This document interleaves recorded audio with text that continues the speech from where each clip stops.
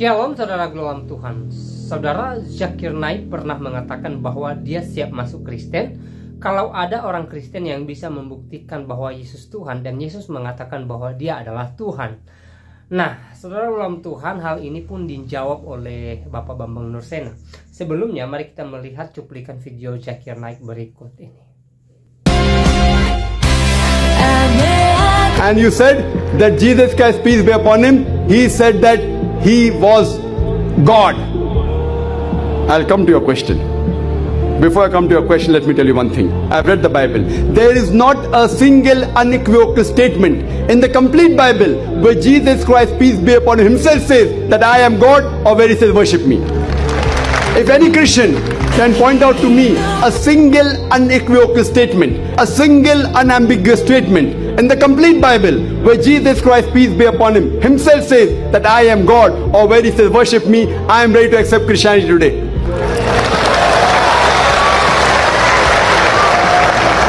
I am not speaking on behalf of my other Muslim brothers. I am putting my head on the guillotine. I am a student of compiled religion. You have read the Bible, even I have studied the Bible. Jesus Christ, peace be upon him, says, seek ye the truth, and the truth shall free you. I will inshallah show you the truth, and the truth shall free you today, inshallah.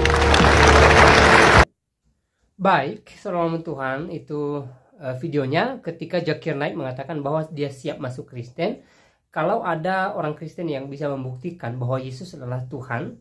Dan secara tidak langsung, ya, pertanyaan ini dijawab oleh Bapak Bambang Nursena dengan jawaban yang sangat luar biasa. Mari langsung saja kita simak dan pastikan tekan tombol like, subscribe, dan share video ini supaya menjadi berkat bagi banyak orang. Yang pertama, pertanyaan datang dari Yulvianus Timbonan. Ini memberikan dua pertanyaan langsung. Kenapa tidak menjawab pertanyaan saya? Anda bukan yang pertama yang saya tanyakan di mana Tuhan Yesus Kristus mengatakan di kitab Injil kalau dia adalah Tuhan. Jadi apa benar agama kami Kristen benar-benar agama yang sesat? Karena menurut saya jika agama itu suci, berarti tidak ada kebingungan di dalam umat Kristen. Namanya kitab suci jadi bersih dari segala hal apapun agar umatnya yang percaya kalau kitab Injil itu suci, di mana kesucian kitab yang Tuhan turunkan kepada kami umatnya? Tolong jawab. Ingin rasanya saya mengerti kitab Injil kami itu suci. Yang kedua, saya cuma mau tahu di dalam kitab Injil, apakah ada atau memang tidak ada yang kitab Injil kami ini katakan tentang Tuhan Yesus Kristus itu adalah Tuhan alam semesta. Tolong jawabnya, jangan mengambang, fokus dengan pertanyaan saya. Karena saya pribadi sangat malu dan bingung karena Muslim selalu berikan soal pertanyaan itu dan saya tidak pernah bisa menjawab. Pertanyaannya, kalau kitab Injil yang kami imani ini tidak ada, katanya Tuhan di Alkitab ini, Tuhan di Alkitab ini, kalau Yesus Kristus bilang dirinya Tuhan di dalam kitab Injil, tolong berikan kepada saya jawaban yang tuntas. Dan ini masih satu kaitan ya, dari Yosbeleu. Saya pelajari Perjanjian Lama dan Perjanjian Baru. Tidak ada kata atau seruan dari Yesus yang menurut Bapa dia Tuhan. Tidak ada kata, wahai Bani Israel, aku putra Maryam, atau Yesus adalah Tuhan yang telah ciptakan langit dan bumi beserta isinya, maka sembahlah aku. Ini tidak ada sama sekali. Tolong penjelasannya. Iya, terima kasih. Pertanyaan dua-duanya itu pertanyaan bukan pertanyaan orang Kristen. Sekalipun penanya yang pertama mengaku Kristen. Jelas itu bukan pertanyaan orang Kristen. Karena apa?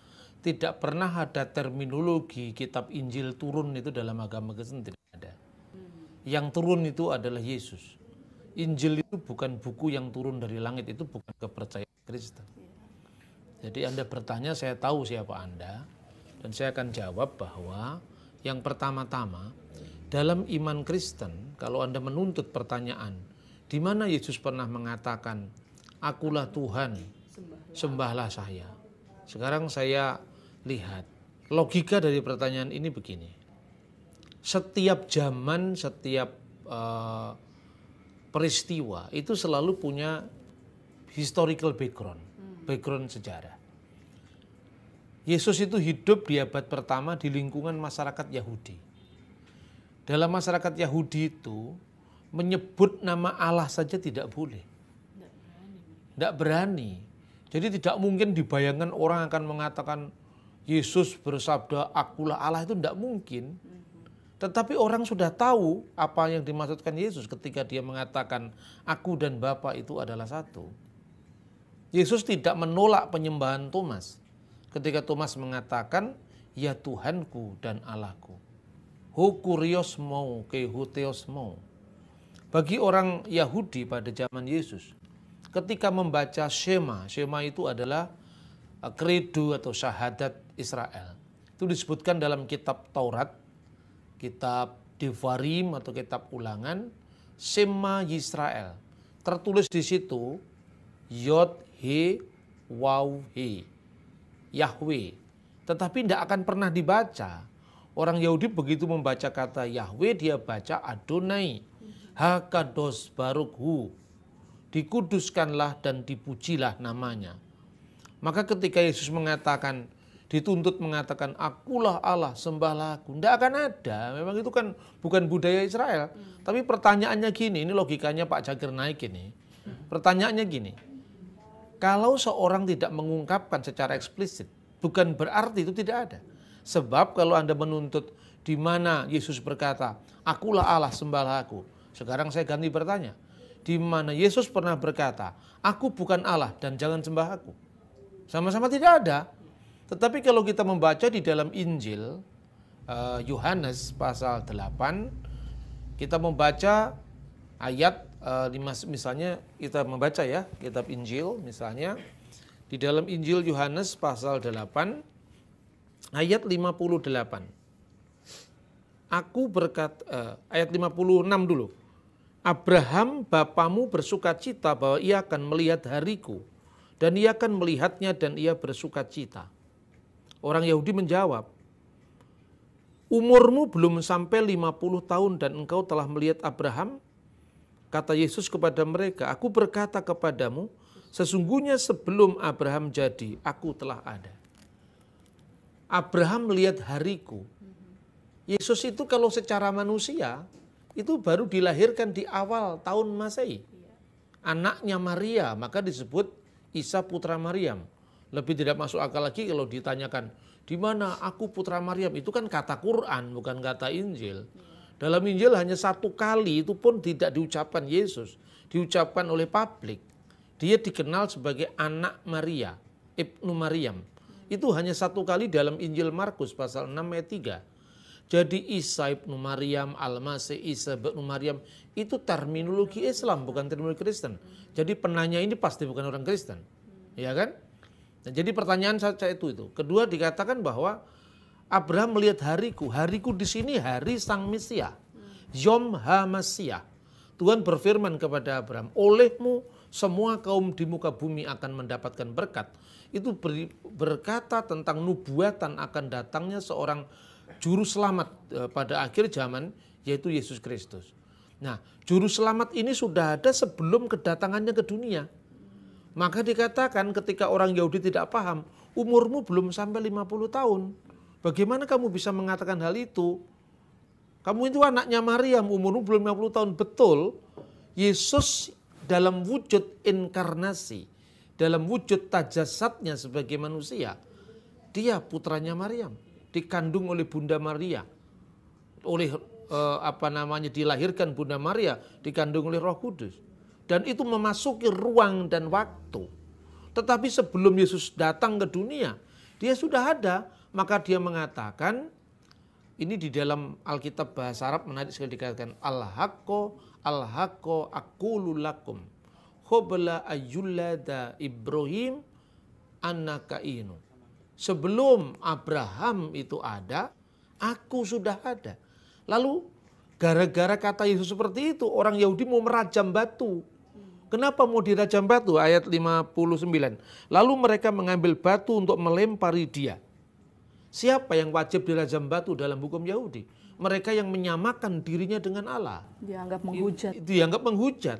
Penghujatan ini dalam hukum Taurat itu dilempari batu. Kalau Yesus tidak menyamakan dirinya dengan Allah, tidak akan dilempari batu. Ini cara membaca Alkitab secara cerdas. Bukan membaca Alkitab hanya dibaca harafiah. Itu satu. Dan yang kedua yang penting, dalam konteks apa Yesus disebut sebagai sudah ada sebelum Abraham. Karena pembahasannya Abraham, maka dia mengatakan sebelum Abraham jadi, aku sudah ada. Aku sudah ada sebagai apa? Aku sudah ada sebagai Logos. Logos itu bukan dari filsafat Yunani, ini terjemahan Septuaginta, Alkitab Taurat di dalam bahasa Yunani tahun 300 sebelum Masehi di Alexandria, namanya Septuaginta, di mana kata davar Elohim diterjemahkan Logos Tuteu.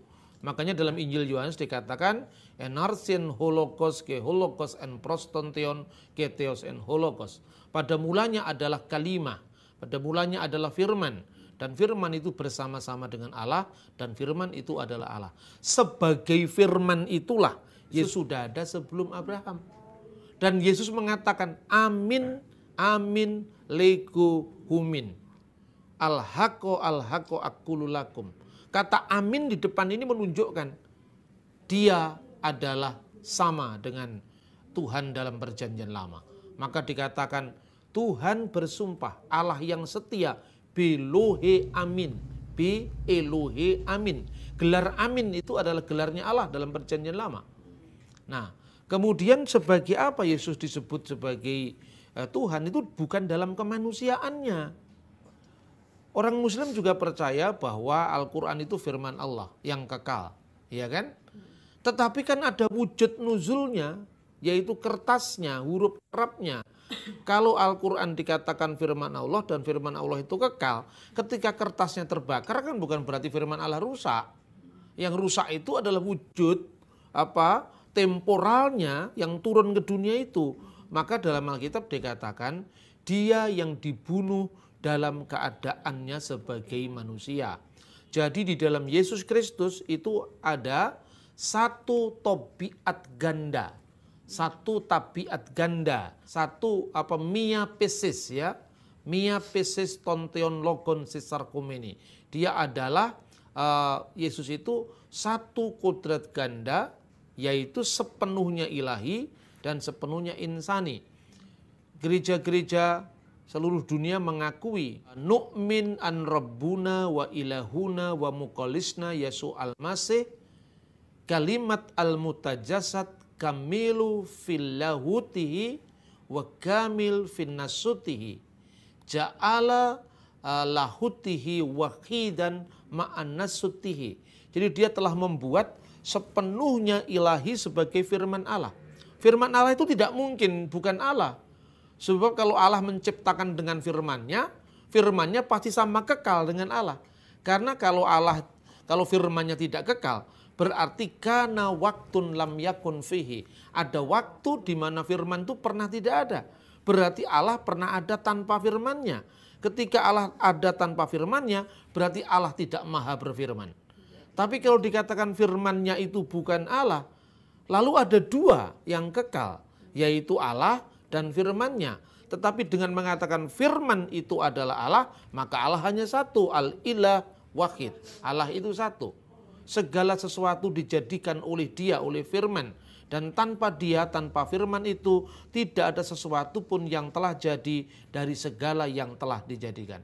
Jadi clear sekali. Terus itu pertanyaan apa lagi yang kurang tentang kesucian dari kitab Injil. Di mana letak kesucian? Apa yang diceritakan dalam Injil semua suci. Perbuatan Allah yang suci. Dan kita memiliki ribuan manuskrip Injil yang terpelihara sampai sekarang. Kita tidak hanya bicara hanya lewat opini. Karena sejak kecil kita diajari misalnya kitabnya orang Kristen palsu. Lihat The Dead Sea Scroll. Kita memiliki naskah yang usianya 2100 tahun lebih. Kita memiliki naskah mulai dari zaman papirus sampai kodeks. Kodeks Sinaiticus, Kodeks Vaticanus dari abad keempat, abad ketiga. Lalu sebelum itu ada yang namanya papirus 66. Papirus John Ryland ditemukan di Mesir tahun 52. Sekarang disimpan di Jenewa. Ya. Dan Anda jangan lagi bermain opini. Anda gampang sekali online kita cari di Google. Tulis saja WW Bible Papyri. Early Bible Papyri akan muncul. Itu naskah Injil dari abad pertama, abad kedua, abad ketiga. Tidak pernah ada Injil dipalsukan. Itu hanya ungkapan orang awam yang tidak tahu sejarah, yang dicekoi dengan keyakinan untuk mendiskreditkan agama lain. Saya kira itu ya. Ya, jadi yang dimaksud dengan firman Allah itu bukan Alkitab dalam bentuk. Bukan. Kita orang Kristen mengatakan Alkitab ini kalau di dalam bahasa Arab disebut kalamullah. Tetapi Yesus tidak pernah disebut kalamullah. Yesus kalimatullah. Fil bati'il kanal kalimah. Pada mulanya adalah kalimah. In the beginning. Jadi dari kekal sampai kekal. NRC. And Holocaust. Pada mulanya adalah firman. Jadi yang kekal itu, firman Allah itu adalah logos Allah. Ilmu Allah. Akal Allah yang qaimah bi wujud Allah. Yang mukim di dalam wujud Allah yang satu. Dan itu tidak terpisah dengan Allah. Seperti pikiran saya, jiwa akali saya, satu dengan saya. Roh saya, satu dengan saya. Ketika pikiran saya keluar menjadi gagasan, dapat dikatakan saya melahirkan gagasan saya. Tidak perlu ditanya itu bidannya siapa ketika gagasan dilahirkan, karena itu kata-kata kiasan. Tetapi satu pihak ketika pikiran saya itu terjemahkan dalam sebuah bentuk misalnya buku atau kaset, diputar kepada 10.000 orang yang berbeda-beda dan semua orang memandang saya. Tetapi di saat yang sama pikiran saya tetap ada dalam diri saya. Bapa Sinuda ketiga pernah mengatakan ketika firman menjadi manusia, wal kalimatu mutajasad, ya, firman itu menjadi manusia, wa kalimatu sara insanan wa sara jasadan. Ketika itu firman seolah-olah keluar dari Allah tanpa meninggalkan Allah. Karena Allah itu tidak terikat oleh ruang dan waktu. Tidak mungkin kalau saya mengatakan hari ini Allah di sini tidak ada di sana. Tidak. Allah itu memenuhi ruang, memenuhi waktu, memenuhi segala tempat. Tidak pernah dikatakan Allah terikat oleh ruang dan waktu. Jadi ketika Anda membayangkan Allah itu adalah benda, di situ Anda tauhidnya diragukan. Saya kira itu yang bisa saya sampaikan. Jadi tidak ada pandangan bahwa orang Kristen menyembah manusia, itu tidak ada. Ya, baik. Terima kasih Bapak. Jadi firman Allah itu nuzul mutajazat, ya. Jadi turun menjadi manusia, bukan menjadi. Dan itu ada dalam kanun al-iman. Dikatakan nazzala minas sama'i wa tajassada bi rohil kudus. Ya, wa ta'anas. Dia turun dari surga. Yang turun bukan Injil, yang turun itu adalah firman yang menjadi manusia. Jangan mengukur agama orang lain dari ukuran agama kita. Itu menjadi sumber kesalahpahaman besar gitu. Saya kira itu. Baik, saudara Tuhan, itu videonya kita sudah simak. Ya, apa yang barusan dijelaskan oleh Bapak Bambang Nursena, kita sudah belajar bersama dari beliau. Dan semoga apa yang beliau sampaikan menguatkan iman kita, membuat kita semakin teguh di dalam Tuhan, membuat kita semakin percaya bahwa Yesus adalah Tuhan dan Juru Selamat. Ya, panjang lebar Bapak Bambang Nursena menjelaskan tentang ketuhanan Yesus Kristus, bahwa Yesus adalah Allah yang datang dari sorga menjadi manusia. Ya, dan Bapak Bambang Nursena juga sudah menjelaskan bagaimana Yesus menunjukkan diri sebagai Tuhan. Semoga apa yang beliau sampaikan menjadi jawaban dari pertanyaan Zakir Naik, sehingga di kemudian hari ketika menonton video ini Zakir Naik boleh merealisasikan apa yang dia katakan, bahwa dia masuk Kristen kalau ada orang yang bisa menjawab Yesus adalah Tuhan.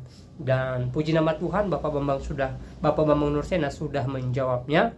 Ya, kita doakan supaya jawaban ini menjadi berkat dalam kehidupan Zakir Naik, sehingga dia mengenal Yesus. Nah, saudara dalam Tuhan, sangat luar biasa Bapak Bambang Nursena menjelaskan tentang ketuhanan Yesus Kristus berdasarkan Alkitab, berdasarkan sejarah, dan kita sudah mendengarkan penjelasan beliau, ya, bagaimana Yesus menjadi manusia. Nah, saudara dalam Tuhan, sebenarnya ya, kalau kita meneliti atau membaca dalam Alkitab, ya, kita bisa menemukan bagaimana Yesus menjadi manusia. Yesus mengambil rupa manusia untuk apa?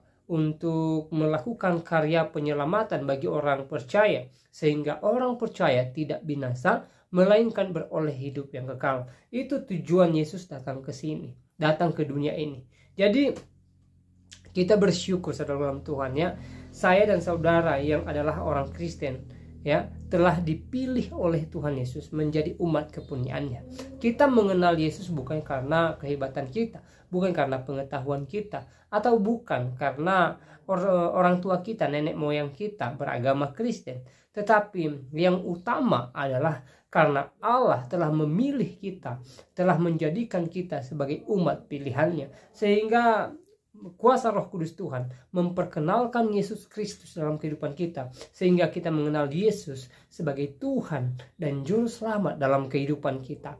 Maka saudara dalam Tuhan, kita sebagai anak Tuhan, kita sebagai orang Kristen ya, adalah orang-orang yang bersukacita, orang-orang yang patut bersyukur kepada Tuhan. Kita telah menerima kasih karunia Tuhan yang paling besar, di mana Yesus mengorbankan dirinya untuk menebus kita dari belenggu dosa, sehingga kita menjadi manusia baru, menjadi manusia merdeka di dalam Tuhan Yesus Kristus. Soal Yesus menyebut dirinya Tuhan, mengatakan dirinya Tuhan, menunjukkan dirinya sebagai Tuhan, itu sudah sangat banyak di dalam Alkitab.